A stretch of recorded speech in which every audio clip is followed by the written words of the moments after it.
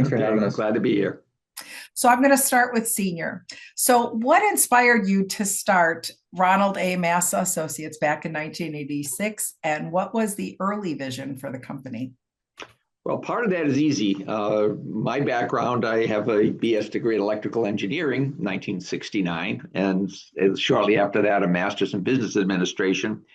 And all of my professional life was spent initially as an engineer, an application engineer for a short period of time, and then various positions in high-tech sales and marketing companies throughout many years.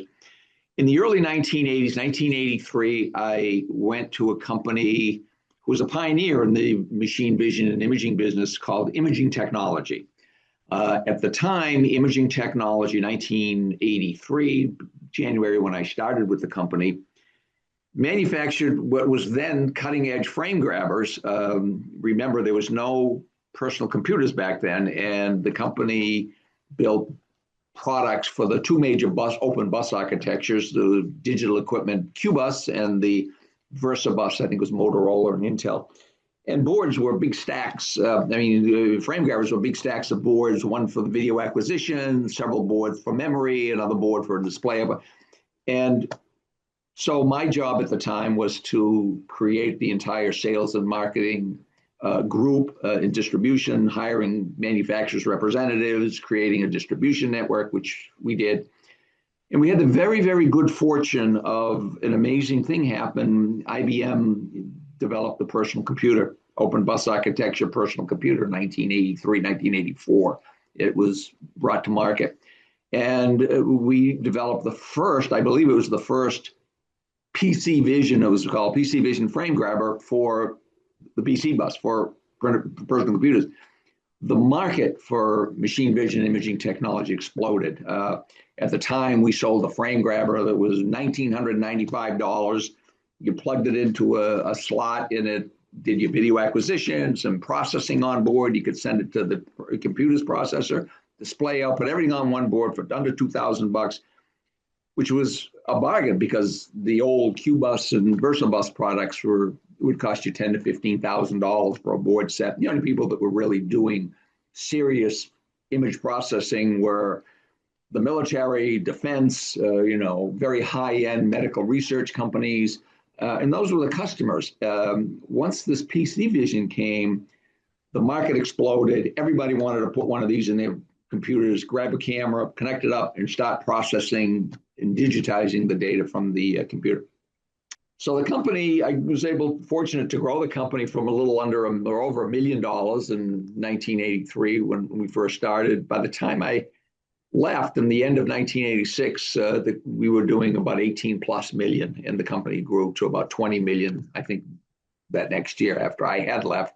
I like to take a little credit for because I was building the customer base. But one of the problems that happen in any company that it's very rapidly growing, both in the revenue and obviously the ability to continue to manufacture new cutting edge products, is how good is the company's marketing? How good is the quality control? How good is manufacturing? And at the time I was going to the company saying, a lot of my customers are complaining. They're getting a lot of faults and with the problems with the products. Our manufacturing quality is going down. You're not keeping up with what customers want. One of the founders of the company was a very smart engineer, and he would build new products because he knew how to do it, because they were hard. And then he would come to me and say, "Why aren't you selling this?" And I said, "Well, who's the customer?" He said, "Well, I don't know. You're the sales guy." And we would get into arguments. And I said, you can't build things just because you know how to do it. You got to build things that people want and that solve a problem and that can do stuff that people want to do. And anyway, with those kind of arguments, it became, well, if you're so smart, maybe you can do it better. So it was my 40th birthday. And I had to go home and tell my wife, and she was planning a birthday party dinner, and we were having friends and family over for dinner. And I said, well, I have good news and bad news.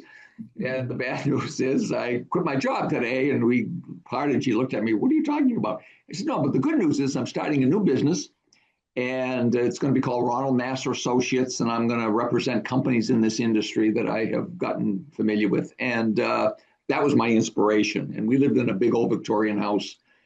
And up on the third floor, we had a spare bedroom, and I created an office in that bedroom. But every day I would get up and I would put on a suit and tie, just like I was going to my office. People wore suit and ties back then. That was kind of a thing you did 40 years ago when you went to the office to work.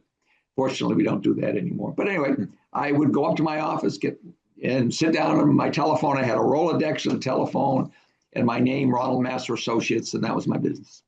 That's fantastic. Inspired me. That was my inspiration.